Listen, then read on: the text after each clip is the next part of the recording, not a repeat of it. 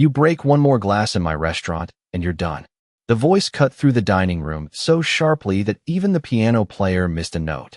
Forks paused halfway to mouths. Crystal chandeliers shimmered above white linen tables, while nearly 200 guests fell into a silence so sudden it almost sounded rehearsed. Ethan Whitmore stood near the center aisle in a charcoal suit worth more than most of his employees made in 2 months, his cold gray eyes fixed on the shattered pieces of French crystal scattered across the polished marble floor. The broken wine glass sparkled beneath the golden lights like tiny diamonds after a storm. Nobody moved. Nobody breathed. Every employee inside Whitmore House knew the rules. When Ethan Whitmore spoke, you listened. When Ethan Whitmore got angry, you disappeared. A hostess near the entrance lowered her gaze immediately. One of the bartenders quietly stepped backward as if distance alone could protect him from the tension crawling through the room. Even the guests sensed it. This was not just another rich man losing his temper. This was a man who ruled his empire through fear so absolute that people adjusted their breathing around him. And standing directly in front of him was the newest waitress in the building. Naomi Brooks looked down briefly at the shattered glass near her black shoes before lifting her chin again. Her uniform was simple. Crisp white shirt, black apron, sleeves rolled neatly to her elbows. A tiny gold necklace rested against her dark skin, catching the chandelier light whenever she moved. She couldn't have been more than 26, but there was something unnervingly calm about her. No shaking hands. No rushed apology. No desperate scrambling to save her job. Ethan's jaw tightened slightly. That alone caught him off guard. Usually by now people were apologizing before he even finished speaking. "Do you know how much that glass cost?" he asked quietly. Somehow the softer his voice became, the more terrifying the room felt. Naomi glanced once more at the broken stemware. "Probably too much," she answered calmly. A nervous murmur rippled through nearby tables. One waiter actually closed his eyes for a second like he couldn't bear to watch what came next. Ethan took one slow step closer. His Italian leather shoes clicked against the marble with frightening precision. "Then maybe you should be more careful." Naomi met his stare directly. "Maybe," she said. "But the glass broke, sir. Not me." The air left the room all at once. Somewhere near the back of the restaurant, someone dropped a fork. A woman at table 12 turned fully around in her seat, eyes wide beneath diamonds and pearls. The pianist stopped playing completely now. Ethan Whitmore stared at her without blinking. For the first time that evening, something shifted behind his expression. Not anger exactly. Surprise. Real surprise. Because no employee had ever spoken to him that way before. Not in this restaurant. Not in any of his restaurants across New York, Chicago, or Los Angeles. People feared Ethan Whitmore because fear was the language he understood best. It built his fortune. It sharpened his instincts. It kept everyone exactly where he wanted them. But Naomi Brooks stood in front of him like none of that mattered. Like billion-dollar towers and luxury dining rooms and terrified employees meant absolutely nothing compared to her dignity. The restaurant manager suddenly rushed forward, pale and sweating. "Mr. Whitmore, I'm so sorry. She's new. We'll take care of this immediately." Naomi's eyes never left Ethan's. Neither did his. Then, slowly, something strange happened.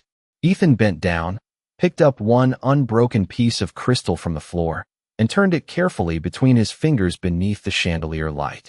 The sharp edge reflected in his gray eyes for half a second before he looked back at Naomi again. And for reasons nobody in that restaurant could possibly understand yet, the arrogant billionaire smiled.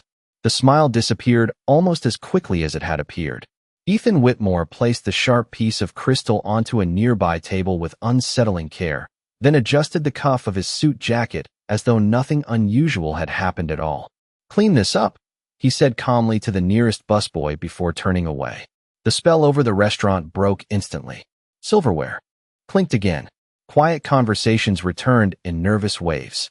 The pianist resumed playing soft jazz beneath the chandeliers, though his hands still trembled slightly above the keys. Naomi crouched carefully beside the shattered glass, gathering the larger pieces into a black cloth tray while the other employees avoided looking directly at her. Nobody wanted to be associated with the woman who had just spoken back to Ethan Whitmore and survived. A few feet away, the restaurant manager, Daniel Mercer, wiped sweat from his forehead with a folded napkin. "Naomi," he whispered sharply the moment Ethan disappeared into the private dining corridor. What on earth were you thinking? Naomi continued, picking up the broken crystal without rushing. I was thinking the floor needed cleaning. Daniel stared at her in disbelief. No, you do not understand. People lose their jobs for less around here. Naomi finally stood, tray balanced carefully in her hands. Then why are you still here? The question hit him harder than he expected. Daniel opened his mouth, then closed it again.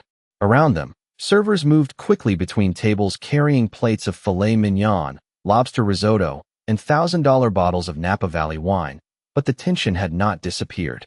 It simply shifted shape. Every employee in Whitmore House had seen what happened, and now they were watching Naomi the same way people watch someone standing too close to the edge of a rooftop. In the staff hallway behind the kitchen, the fluorescent lights buzzed softly overhead while steam rolled from industrial dishwashers nearby. Naomi slid the tray of broken crystal onto a prep counter and washed her hands slowly beneath warm water. One of the older waitresses, Gloria Bennett, approached carefully with concern written all over her face. Gloria had worked there nearly 14 years, long enough to know every silent rule in the building. Honey, she said gently, lowering her voice. You cannot challenge that man in public. Naomi dried her hands with a white towel. I answered his question. No, Gloria whispered. You challenged his authority. Naomi leaned lightly against the counter. Is there a difference? Gloria glanced nervously toward the hallway leading to Ethan's office. There is in this building. A young server nearby shook his head slowly. Mr. Whitmore once fired a guy because he forgot a guest's anniversary champagne. That is not true, another employee muttered while polishing glasses. He fired him because he lied about forgetting. Same thing, the first one replied quietly. Naomi listened without speaking. The kitchen around them remained loud with movement. Pans hissed. Orders were shouted. Expensive steaks sizzled over open flame while chefs moved with military precision beneath hanging copper lights. But underneath all of it lived something heavier. Fear. Constant. Familiar. Exhausting. Gloria stepped closer. Listen to me carefully. Ethan Whitmore notices everything. Every mistake. Every weakness. Every hesitation. And once he focuses on you, she stopped herself. Naomi tilted her head slightly. What? Gloria exhaled. People do not last long after that. Naomi looked toward the dining room doors where warm golden light spilled across the floor. Beyond them sat wealthy guests laughing over candlelit dinners while terrified employees floated silently between tables pretending everything was perfect. Then she said quietly, fear might keep a restaurant running, but it does not make people loyal. Nobody answered her, because deep down, every person in that kitchen knew she was right. At that exact moment, high above the dining floor inside his private office lined with dark walnut shelves and floor-to-ceiling windows overlooking Manhattan, Ethan Whitmore stood motionless beside a glass of untouched bourbon. Below him, the city glowed through cold rain and yellow taxi lights. But he was not looking at the skyline. He was thinking about a waitress who looked him directly in the eye and refused to shrink. The next morning, rain slid slowly down the tall windows of Whitmore House, while Manhattan disappeared beneath low gray clouds and streaks of yellow traffic lights. Inside the restaurant, everything already moved with sharp precision long before sunrise fully touched the city. Fresh flowers arrived through the back entrance in white. Delivery crates. Bakers carried trays of pastries dusted with powdered sugar. Espresso machines hissed like impatient engines while the smell of roasted coffee drifted through the polished dining room. Naomi tied her apron behind her back near the service station, smoothing the front of her black uniform while the morning staff whispered around her in careful voices. Every glance felt loaded now. Curious, nervous, cautious. One of the younger servers nearly bumped into a chair while staring at her too long. Another quietly asked Gloria, "Is she still employed?" Gloria answered without looking up from folding napkins. Apparently, Naomi pretended not to hear any of it. She grabbed a tray of coffee cups and moved toward table 6 with calm, steady steps. But high above the restaurant floor, behind smoked glass office walls overlooking the dining room, Ethan Whitmore was already watching her. His assistant, Claire Hastings, stood near his desk holding a digital tablet filled with schedules and investor updates. Your 11 o'clock meeting with the Chicago partners has been moved to Thursday, she said carefully. Ethan did not answer immediately. His eyes remained fixed on Naomi below as she balanced 3 plates across one arm while helping an elderly customer adjust his chair before sitting down. Small gesture, barely noticeable, yet somehow genuine in a building where most people moved like frightened actors reciting lines. Who hired her? Ethan finally asked. Claire glanced at the tablet. Naomi Brooks. Started 3 days ago. Daniel Mercer approved the hire. Ethan slid one hand into his pocket. Background. No incidents. Clean employment history.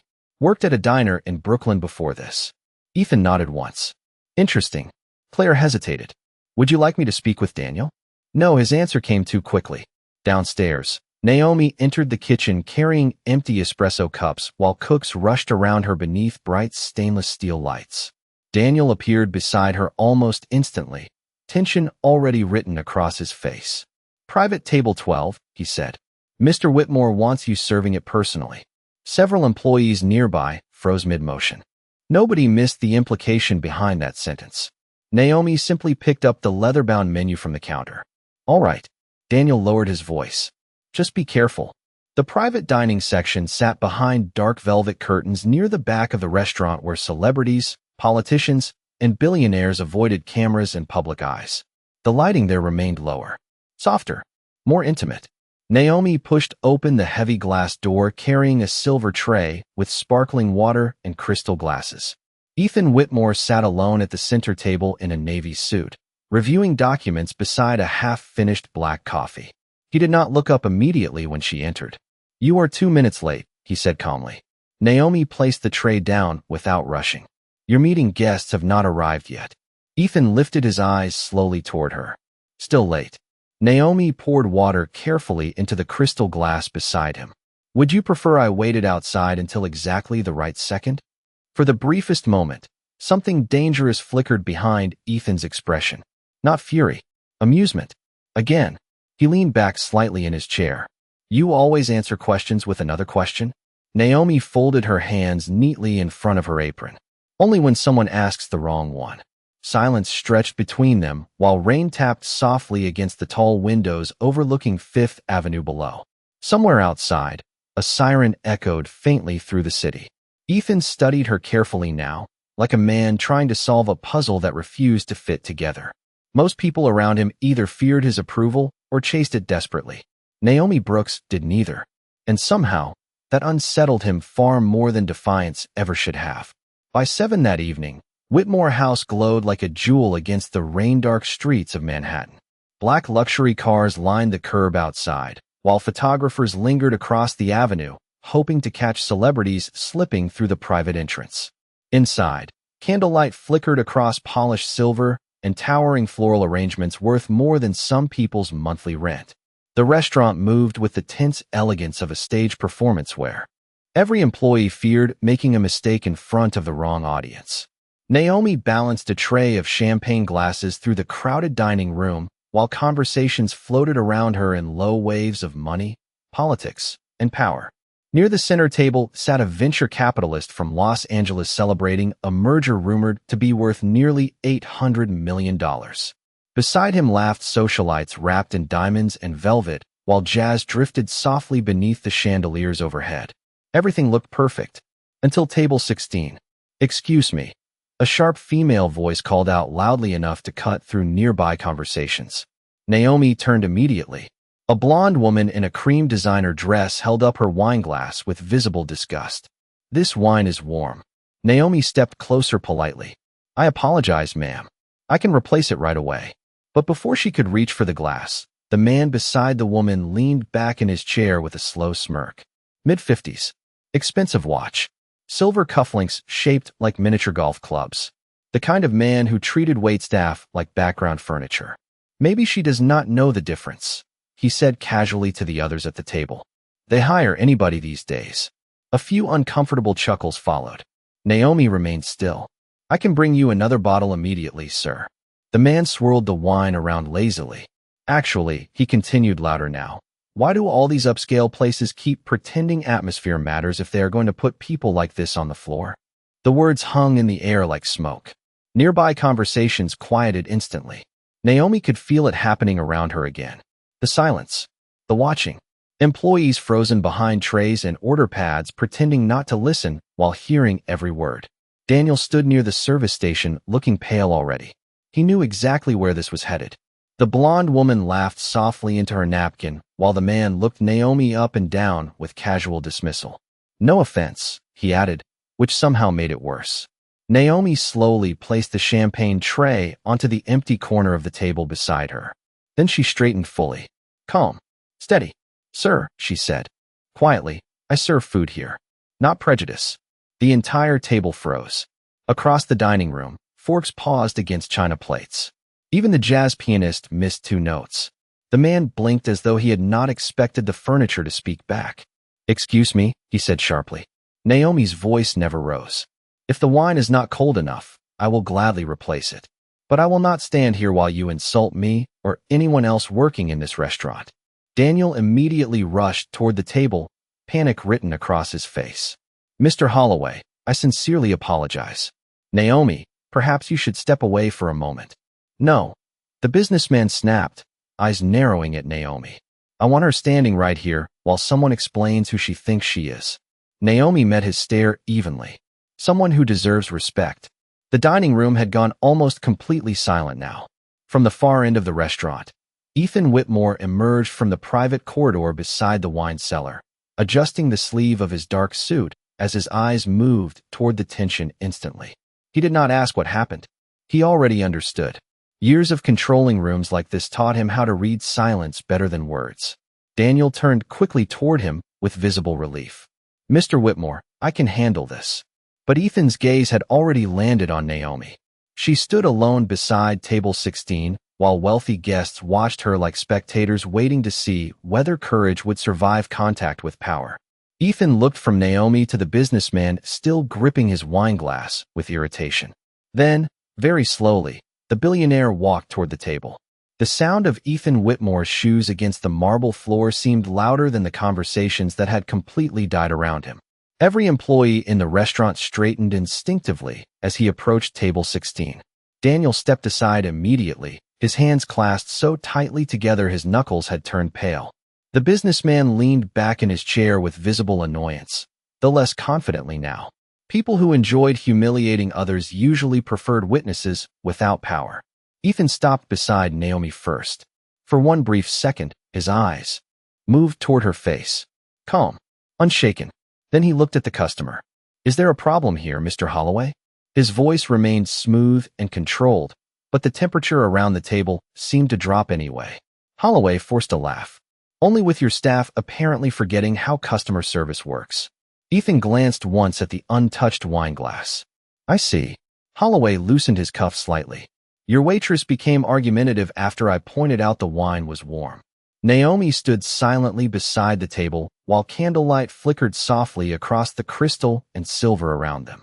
She knew every eye in the dining room remained fixed on this moment. Ethan Whitmore built a reputation on protecting his business above all else. Investors admired him for it. Competitors feared him for it.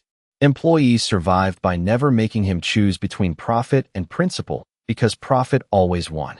Holloway gestured dismissively toward Naomi. Frankly, if she cannot handle upscale clientele, perhaps she belongs somewhere less demanding. A few people at nearby tables looked down immediately. Others waited openly for Ethan to agree. Daniel looked physically ill.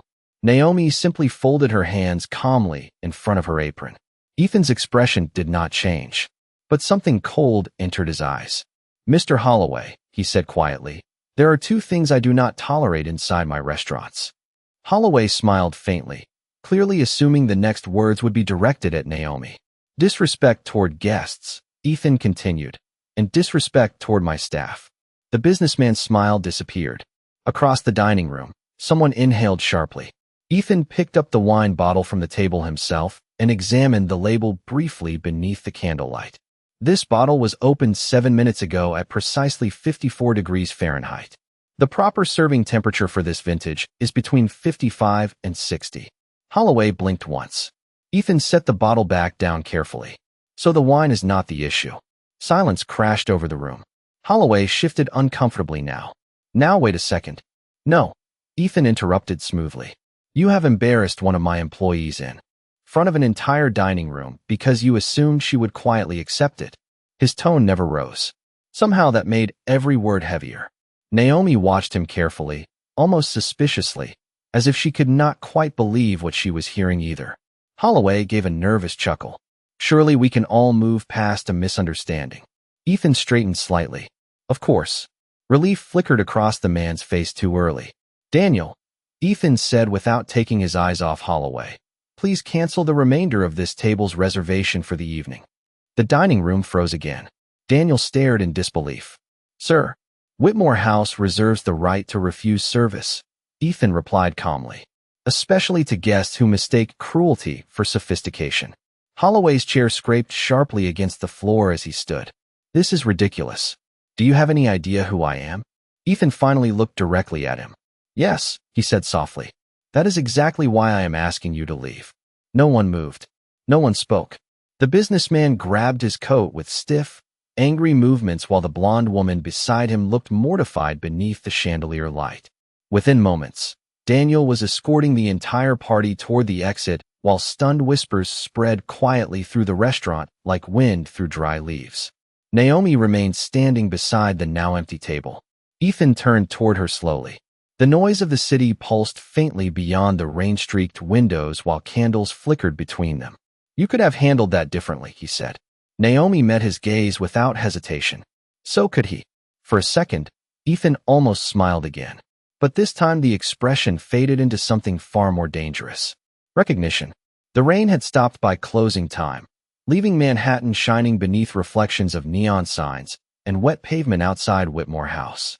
Inside the restaurant, the final guests drifted out beneath soft jazz and low golden light, while exhausted employees quietly reset tables for the next morning. The tension from earlier still lingered in the air like smoke after a fire. Nobody could stop talking about what happened at table 16. Not because a wealthy customer had been removed. Because Ethan Whitmore had chosen a waitress over a man capable of investing millions into his business. Near the kitchen entrance, two dishwashers whispered while stacking silver trays. I have worked here 3 years, one muttered quietly. I have never seen him do that before. Neither has anybody else, the other answered. Naomi stood alone near the espresso station polishing coffee cups beneath the warm hanging lights. Her movements remained calm, almost methodical, despite the weight of curious stares constantly drifting toward her. Gloria approached carrying a small container of leftover cheesecake, wrapped carefully in plastic. Take this home, she said gently. Chef made too much. Naomi smiled faintly. Thank you. Gloria lowered her voice. You should still be careful. Naomi set another polished cup onto the counter. Because he defended me? No, Gloria whispered. Because he noticed you. Before Naomi could answer, movement near the back hallway drew everyone's attention. Ethan Whitmore entered the kitchen unexpectedly without security, assistants, or managers trailing behind him. Instantly, conversation stopped. The entire room shifted around his presence the way water shifts around a stone dropped into stillness. A young prep cook nearly dropped a tray of sliced vegetables, while another employee straightened his posture so fast he bumped into the refrigerator door behind him. Ethan barely looked at anyone as he walked through the kitchen in silence. Expensive black overcoat. Silver watch catching the fluorescent lights. Expression unreadable. Then he stopped beside a bus station near the dish area. One of the youngest employees, a nervous 19-year-old named Luis, stood frozen beside a sink full of steaming water. His apron was soaked near the sleeves from rushing all night. Ethan looked down briefly at the stack of plates beside him. You missed a lipstick stain, he said calmly. Luis immediately grabbed the plate with trembling hands. I am sorry, sir. I will redo it. You should not have missed it the first time. The entire kitchen went silent again. Naomi watched from across the room while Luis lowered his eyes quickly. Yes, sir. Ethan held the stare a moment longer before finally moving on. Fear returned instantly the second he entered the room. Sharp, familiar, automatic. Naomi glanced toward Luis, who now scrubbed the same plate with embarrassed urgency. Without hesitation, she walked over beside him and quietly took the stack of clean dishes from his shaking hands. I can finish these, she said softly. Luis looked confused. But my section? Go home, Naomi replied. You have been here 14 hours. Louise hesitated nervously, glancing toward Ethan across the kitchen. Naomi simply nodded once. I said go home. The young dishwasher swallowed hard before quietly removing his apron. Ethan watched the entire exchange from near the pantry entrance. You are interfering with assigned responsibilities, he said calmly. Naomi turned toward him without fear.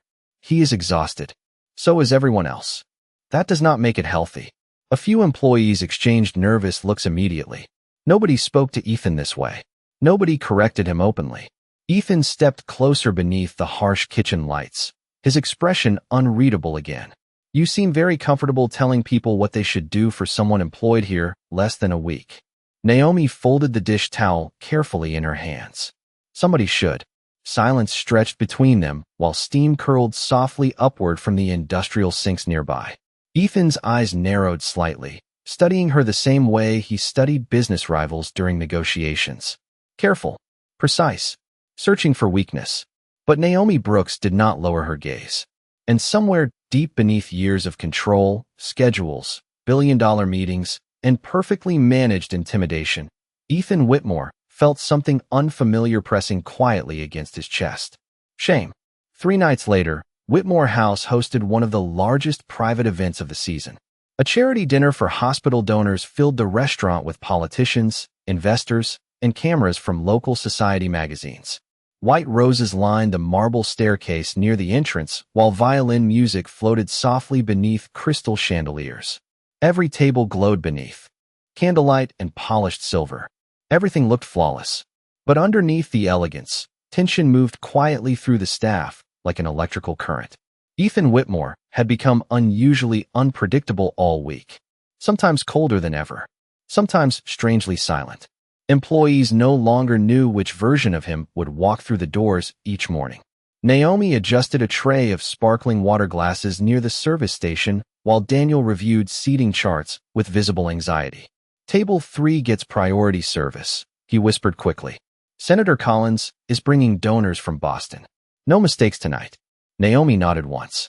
Before she could move, Claire Hastings appeared beside her holding a dark leather folder. Mr. Whitmore wants this delivered to his office immediately. Naomi took the folder carefully. Now, Claire hesitated slightly. He said personally.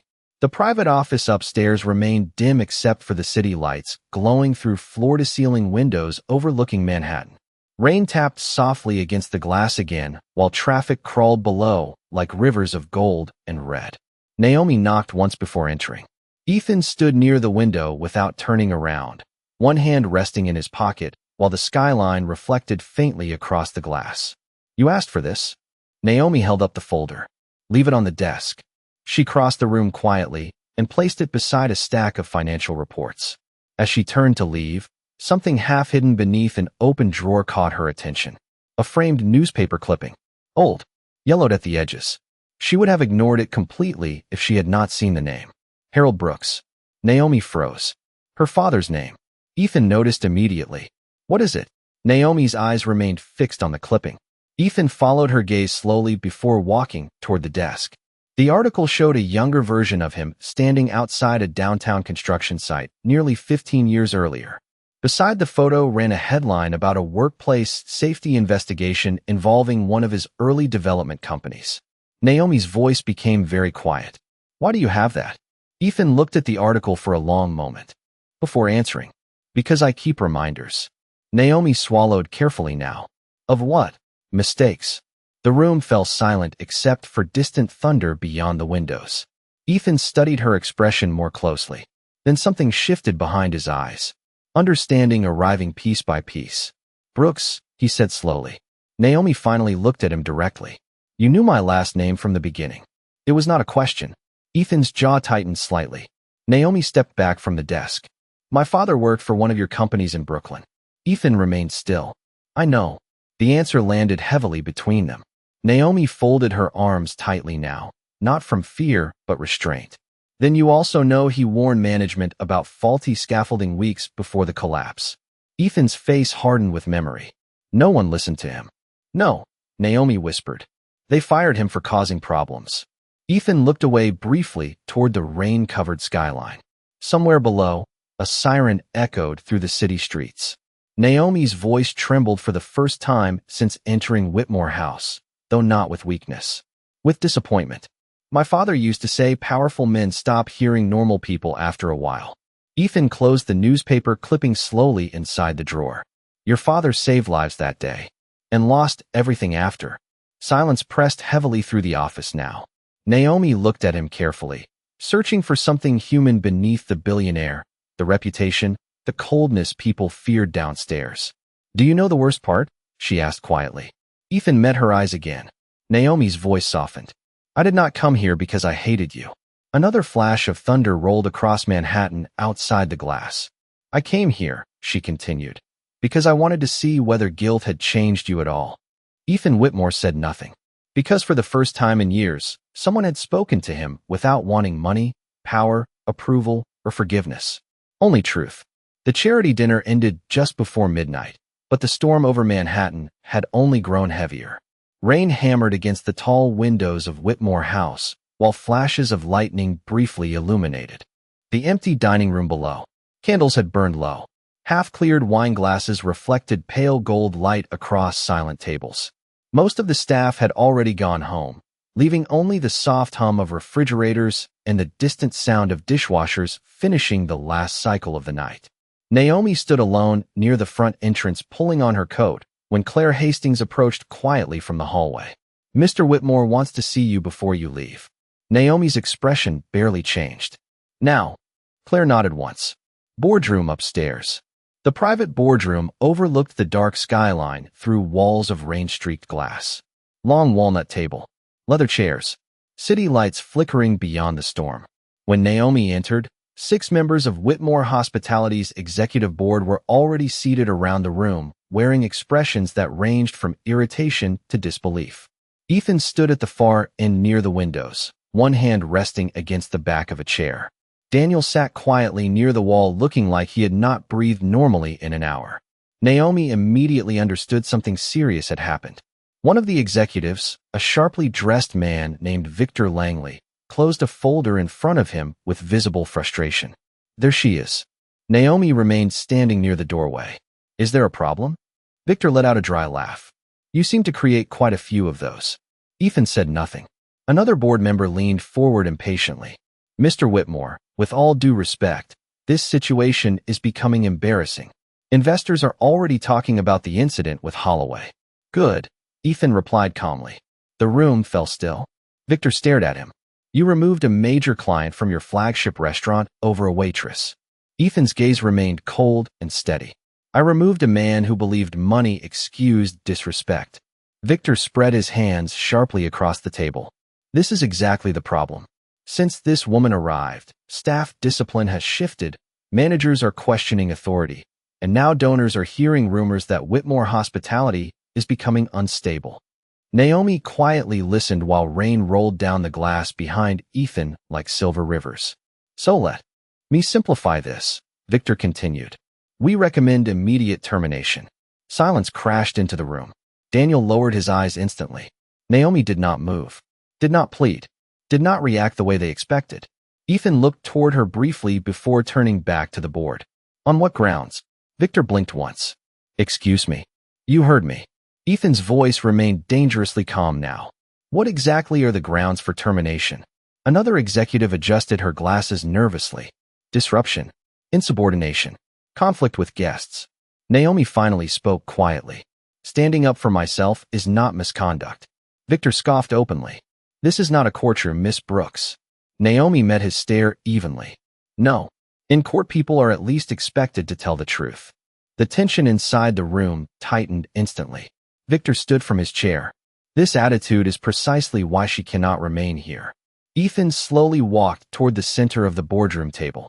His shoes echoed softly against the hardwood floor while lightning flashed beyond the windows behind him. For years, every person in rooms like this had watched Ethan Whitmore prioritize profit over people without hesitation. That was the man they trusted, the man they built fortunes beside. But tonight something had changed. Ethan rested both hands against the edge of the table and looked directly at his executives. Do you know what the real disruption is? He asked quietly. Nobody answered. Ethan's jaw tightened slightly. Fear. The room went silent. This company has spent years teaching employees that silence is professionalism. Exhaustion is loyalty. Humiliation is discipline. Victor stared at him in disbelief. Ethan. No. Ethan interrupted calmly. You are going to listen now. Rain thundered against the glass while the city glowed beneath the storm outside. Ethan glanced once toward Naomi before speaking again, softer this time. I built restaurants where employees feared making mistakes more than they valued themselves. Even Daniel looked stunned hearing the words aloud. Ethan exhaled slowly. And the worst part is that I convinced myself it made me strong. Nobody moved. Nobody spoke. Then Ethan. Whitmore looked directly at the board that had helped build his empire and said the one sentence none of them ever expected to hear from him. Miss Brooks is not being terminated. If anyone has a problem with that decision, they may leave before she does. 6 months later, the first snow of December drifted softly across Manhattan, while warm golden light spilled through the windows of Whitmore House onto the crowded sidewalks outside. Inside the restaurant, the atmosphere felt different now. Not quieter, lighter. Employees moved through the dining room with relaxed smiles instead of nervous urgency. Conversations in the kitchen no longer stopped whenever footsteps approached. Music played a little louder. Laughter appeared more often. Even the walls themselves seemed less cold beneath the chandeliers and candlelight. Near the front entrance, a framed plaque had quietly been added beside the hostess stand. Respect is part of the service. Most guests barely noticed it, but every employee did. Naomi adjusted fresh white roses at the center of table 7, while snowflakes melted slowly against the tall windows behind her. Her hair was tied neatly above the collar of her black sweater, and the tiny gold necklace still rested against her skin beneath the warm dining lights. Across the room, Gloria balanced dessert menus with a smile that would have been unimaginable months ago. Luis now worked confidently beside the wine station, no longer flinching every time someone called his name. Things had changed slowly after that night in the boardroom. Policies changed first. Mandatory breaks. Fair scheduling. Private employee complaints reviewed directly instead of buried beneath management layers. Then came smaller things that somehow mattered more. Ethan learning the names of dishwashers. Managers speaking without intimidation. Staff meals shared together after late shifts instead of eaten alone in silence. People no longer feared walking into work. And somehow that frightened the old executives more than anything else ever had. Near the kitchen doors, a young waitress carrying a tray of sparkling water suddenly slipped on a patch of melted snow tracked in from outside. Hey! Crystal glass shattered loudly across the marble floor. The entire dining room froze on instinct. The waitress stood motionless beside the broken glass, her face pale with panic. Around her, several employees stopped breathing without realizing it. Old habits survived longer than people admitted. Naomi looked up immediately from across the room. So did Ethan Whitmore. He stood near the private dining corridor speaking with a hotel investor when the sound echoed through the restaurant. For one brief moment, the memory of another shattered glass seemed to pass silently between him and Naomi across the candlelit room. The young waitress swallowed hard. I am so sorry, she whispered quickly. I can clean it up right away. Nobody moved. Guests watched carefully over folded napkins and wine glasses. Somewhere in the back kitchen, a pan clattered softly before going silent again. Ethan slowly crossed the dining room beneath the chandeliers while snow drifted outside the windows behind him. Expensive dark coat. Calm expression. The same man who once ruled through fear. The waitress looked close to tears now, though she fought hard to stay composed. Ethan stopped beside the shattered crystal and looked down at the glittering pieces scattered across the marble floor. Then, without saying a word, he bent down and picked up one of the larger fragments himself. Gasps moved quietly through nearby tables. Naomi watched carefully from beside table 7 while warm jazz floated through the restaurant again. Ethan looked up at the frightened waitress. Are you hurt? The girl blinked in surprise. No, sir. Ethan nodded once and handed the broken piece gently to a busboy carrying a towel. Good. Then he said softly, almost thoughtfully, glasses break. People should not. The silence inside Whitmore House changed after that. Not tense anymore. Emotional. Human. The young waitress let out a shaky breath of relief while nearby employees exchanged stunned looks. And across the dining room, Naomi finally smiled.